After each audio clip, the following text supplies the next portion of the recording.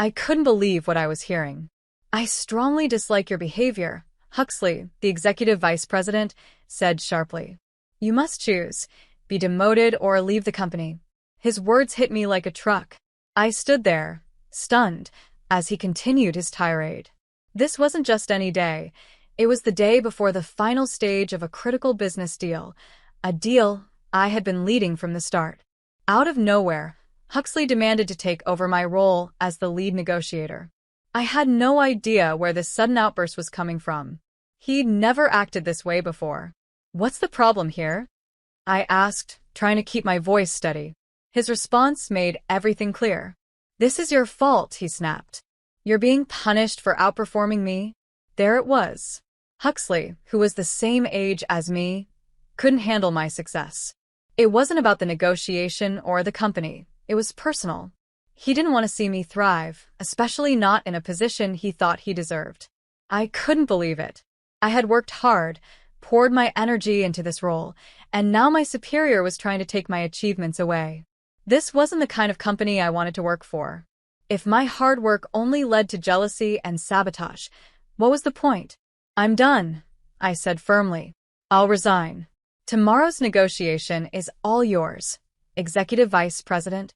With that, I turned and walked out of the conference room, leaving Huxley to deal with the mess he created.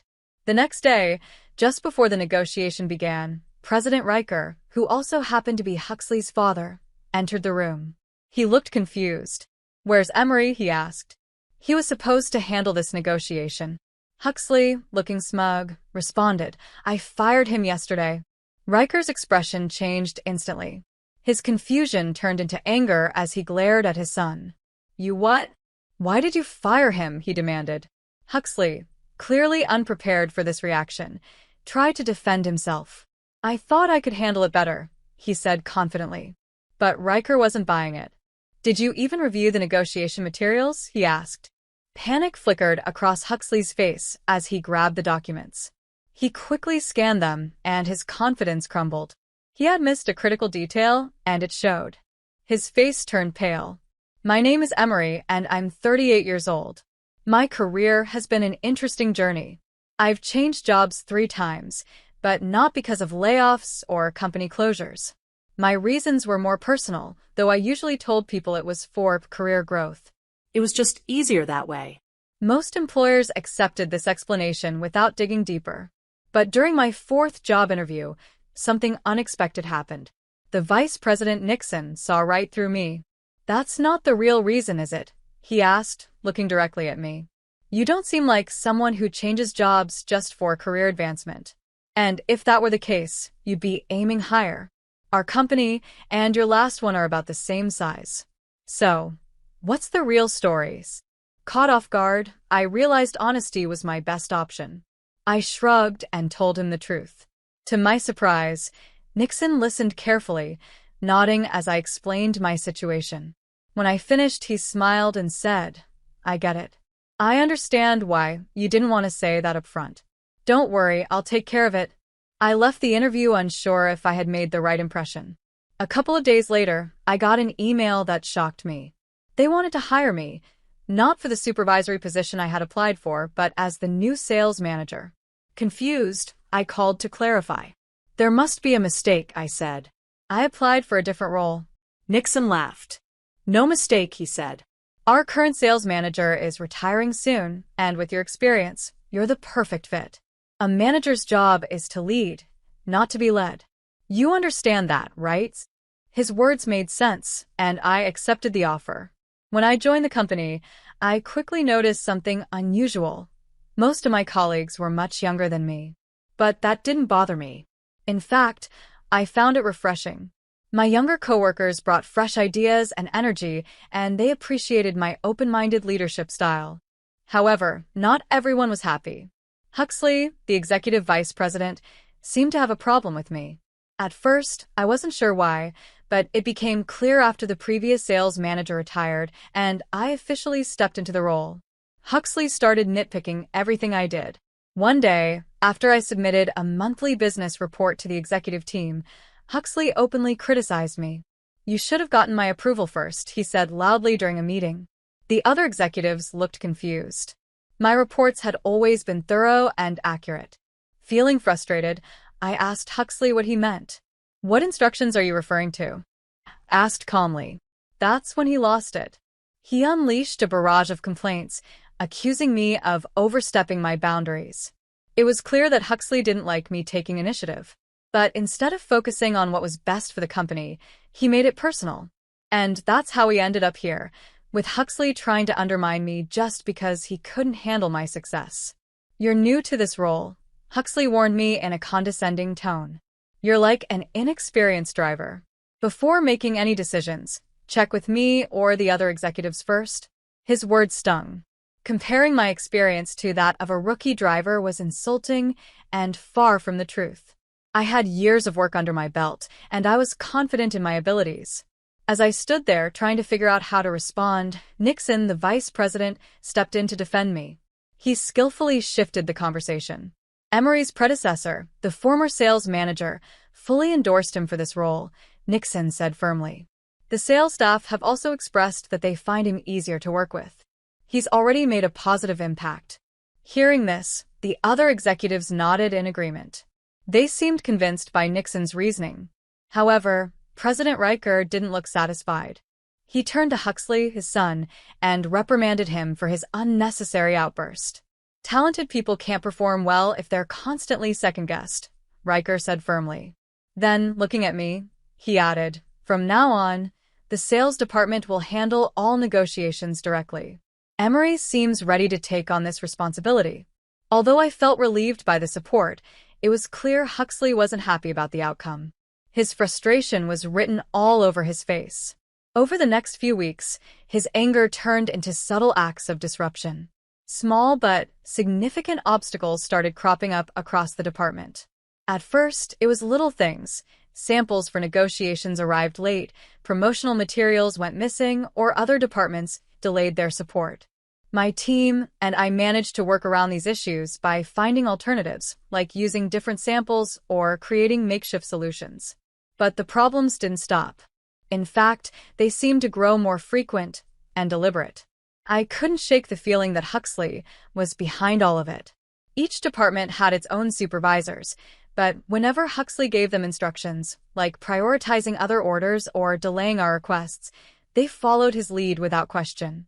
While I couldn't entirely blame them for following a superior's orders, it would have been helpful if they had at least informed my team in advance. Then something happened that made it clear we were dealing with sabotage. We had reserved a hotel meeting room for an important negotiation, but at the last minute, the reservation was mysteriously canceled. When we called the hotel to find out what happened, they said someone from our company had called and canceled it. I didn't need much time to guess who was responsible. Huxley was the only one with the motive and the means to pull something like this. I knew I had to confront him. Ignoring his behavior would only lead to more problems. Gathering all the evidence, I walked into his office, determined to get to the bottom of this. As expected, Huxley played innocent. "I don't know what you're talking about," he said, shrugging. "It must have been a mistake on your team's end," but his story didn't add up. The sudden cancellation, the limited number of people who knew about the reservation, and the finance department's connection to Huxley all pointed directly to him. With the evidence in front of him, Huxley fell silent. He couldn't come up with a convincing excuse to deny his involvement. Even though I wanted to escalate the issue, I had to focus on the bigger picture. The negotiation was critical for our department and the company's success. Raising a public conflict with Huxley might jeopardize the trust of our clients. Instead, I addressed him firmly. "This negotiation is too important. Any further interference from you, and I'll have no choice but to escalate this to President Riker. I have recorded evidence to back me up." Huxley glared at me, but didn't respond. For the moment, it seemed like he had backed down. Still, I couldn't shake the feeling that he wasn't done causing trouble. True to my concerns, Huxley made his boldest move yet at the worst possible time. He tried to take control of the negotiation, despite the fact that it was my responsibility. His actions caused chaos, and my team had to work harder than ever to keep everything on track. Despite the obstacles Huxley created, I was determined not to let his interference ruin things. This deal was too important to the company and my team. I focused on guiding my team through the challenges, ensuring we stayed professional and effective. Though Huxley had tried to sabotage me, I knew that staying strong and keeping my focus on the job would eventually expose his behavior to everyone, including President Riker. In the end, people like Huxley can create temporary obstacles, but they can't stop someone determined to succeed. My team and I were ready to face whatever came next, knowing we could overcome any challenge together. We had already overcome several obstacles, like the sudden cancellation of the hotel room, and the negotiation was finally nearing its conclusion. Everything seemed set for the top executives to finalize the contract the next day. But early that morning, Huxley summoned me to his office. His expression was smug as he declared, "I cannot trust you with this important negotiation. I will take over from here. You don't need to worry about it." I was confused and taken aback. "I don't understand," I said, trying to keep my voice calm. "What's wrong?" Huxley frowned, his tone dripping with disdain. "That's the issue. Why can't you simply follow your boss's instructions? You have a choice: be fired or accept a demotion. We don't need you for this job anymore." His words left me speechless. Tomorrow was the final stage of the negotiations, something I had worked tirelessly on from the very beginning. For him to swoop in now and take over was shocking. I hadn't expected such an emotional and aggressive outburst from Huxley. As I stood there trying to process his words, Huxley continued. His expression shifted into something almost gleeful as he sneered, "You're being punished for outshining me." There it was, his jealousy laid bare. Huxley, who was the same age as me, couldn't handle my success. He had been quietly sabotaging my work all along, but now that I was on the brink of sealing the deal, he decided to act openly. When I stayed silent, Huxley seemed to enjoy it. He leaned back in his chair with a smug grin and added, "You were getting arrogant just because you can speak English, weren't you? Your resume shows you've worked at 3 different trading companies. But guess what? We have plenty of people here who can speak English just as well as you." It wasn't hard to figure out how he had gotten his hands on my resume. As the head of HR was under his control, Huxley must have pressured them into showing him my personal details. But his reasoning was absurd. "What's your point?" I asked, keeping my voice steady despite my growing frustration. Huxley chuckled, clearly amused by his own logic. "I can speak English proficiently too, so we don't need your involvement in tomorrow's negotiations." His misconception that my business English skills were the key to the negotiation success was laughable. He had no idea how much more went into sealing a deal of this magnitude. Still, I didn't feel the need to correct him. If he wanted to take over, so be it. I had no desire to stay in a company where hard work and accomplishments were overshadowed by petty jealousy and sabotage. "I'm done," I said firmly. "I have no attachment to a company where my superiors take credit for my efforts. Tomorrow's negotiation is all yours, EVP." Without waiting for a response, I turned and walked out of the conference room, fuming. I headed to the sales department to pack my belongings, determined to leave this toxic environment behind. On my way, I ran into Nixon. He immediately noticed something was wrong. "You look upset," he said, concerned. "What happened?" Nixon invited me to his office, and I decided to tell him everything. I recounted all of Huxley's actions, from his repeated sabotage to his latest attempt to take over the negotiations. I even mentioned the previous incidents, like the canceled hotel reservation. As I spoke, Nixon listened intently, his face growing more serious with every detail.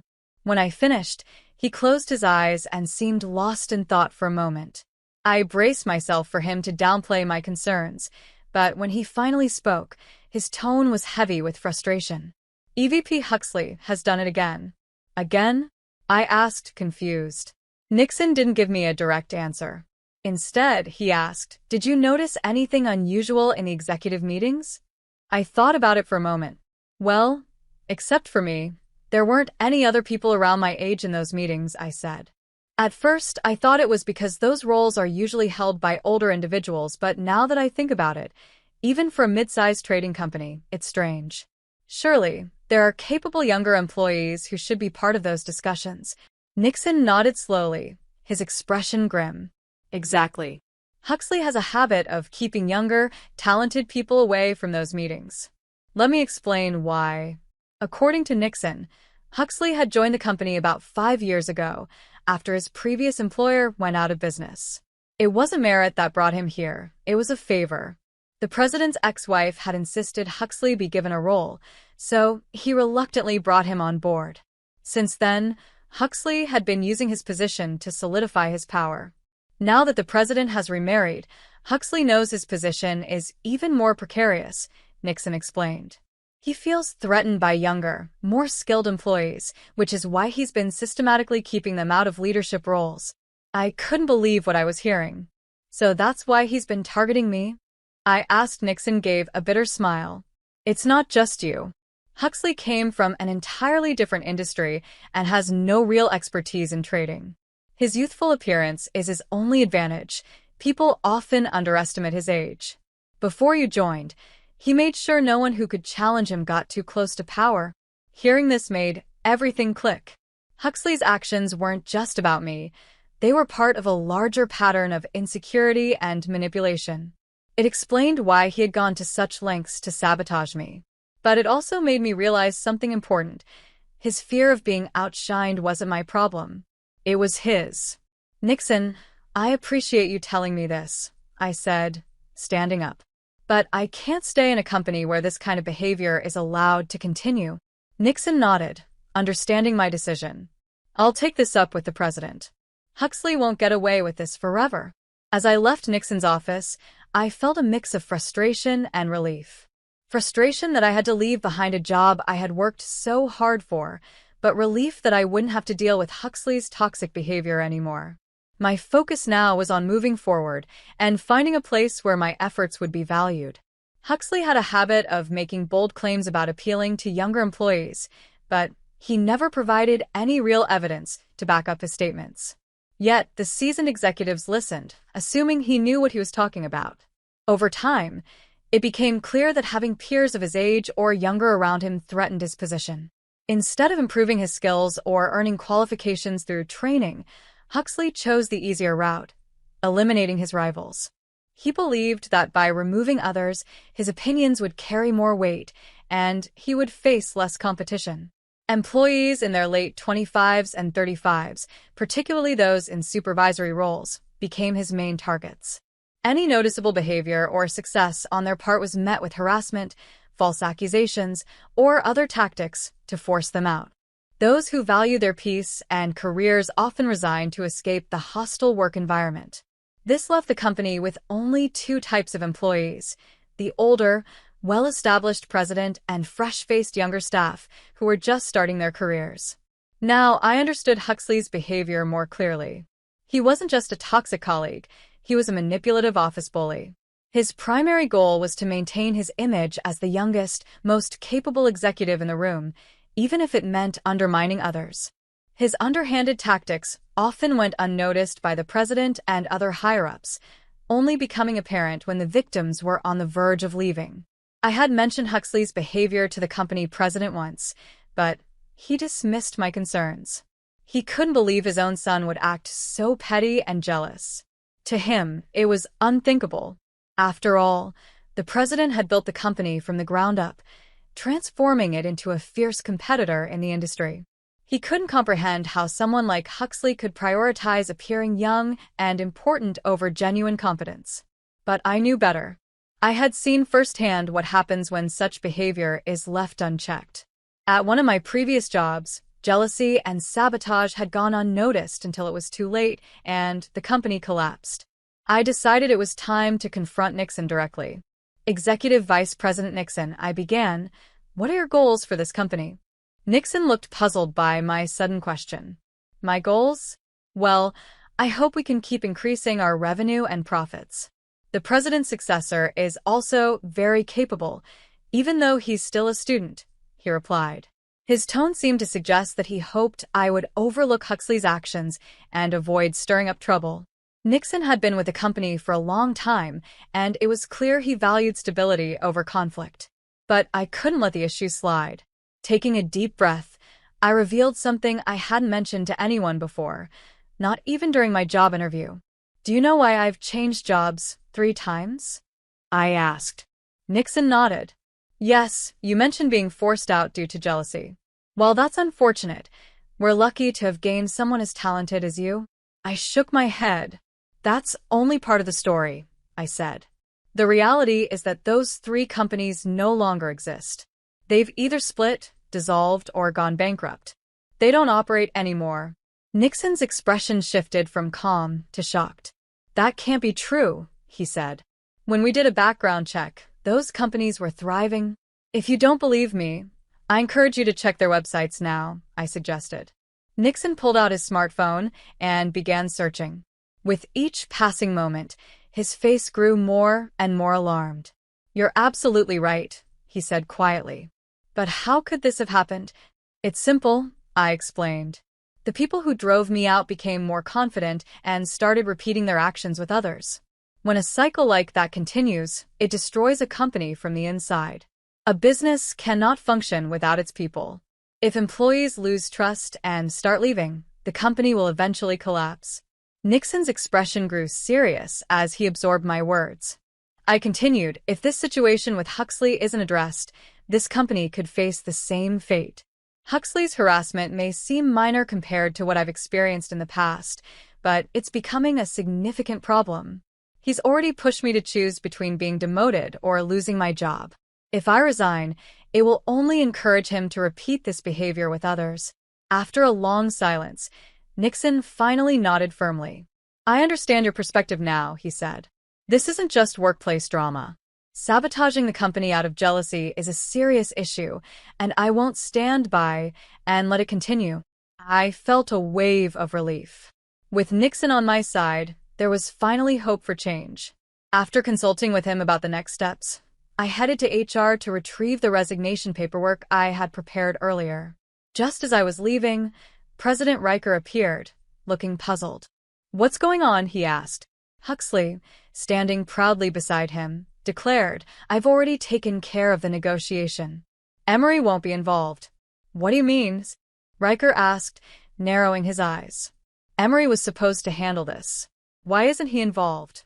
I fired him yesterday, Huxley said with a smug smile. It's fine. I can handle it. I can speak English, and all that's left is signing the contract. Riker's expression turned icy. Did you even review the negotiation documents? He asked sharply. The executives from the other company are arriving today. How do you plan to manage this without Emery's? Huxley, who had assumed the negotiation was just a formality, suddenly panicked. He grabbed the documents and began flipping through them frantically. His face turned pale when he found a critical detail he had overlooked. The contract wasn't written in English. It was in Arabic, the official language of the Middle Eastern company we were dealing with. An hour before the negotiation, I received a desperate call from Huxley.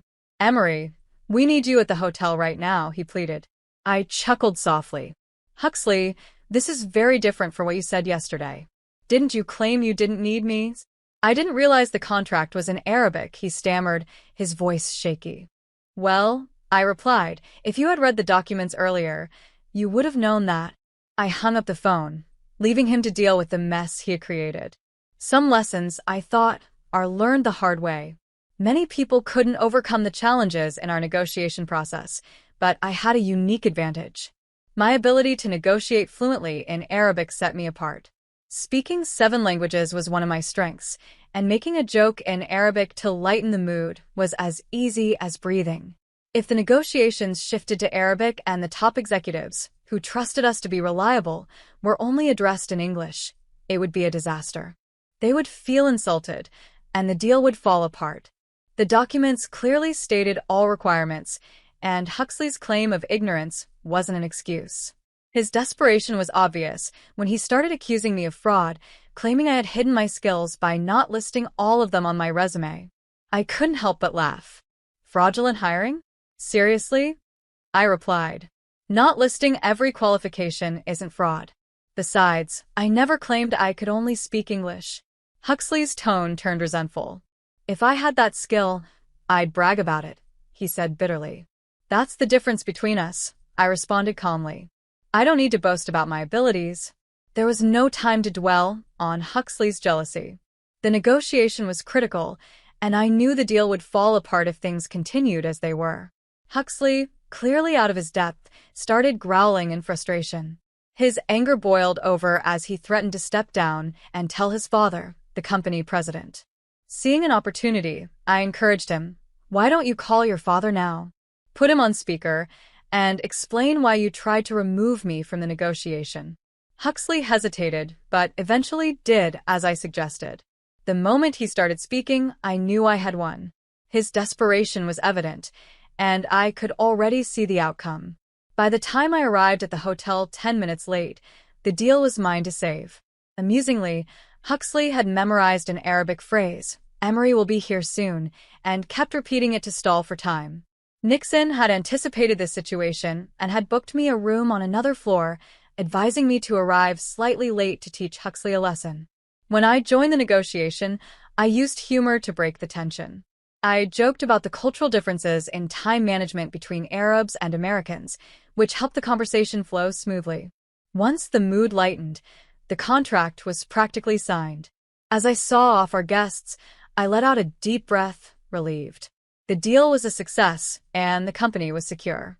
Huxley, who had been sitting frozen in the corner, slumped into a chair, exhausted from the stress. President Riker thanked me for stepping in and apologized for Huxley's behavior. "We'll be taking disciplinary action against him," Riker said firmly. Huxley remained silent under his father's glare. Back at the office, Riker made good on his word. "I took you in when you had nowhere else to go, and this is how you repay me?" Riker scolded Huxley in front of the executive team. "It's like being bitten by my own dog. Write your resignation letter today. You can stay until you find another job, but if you refuse, you'll be fired." You had no problem giving Emery the same choice.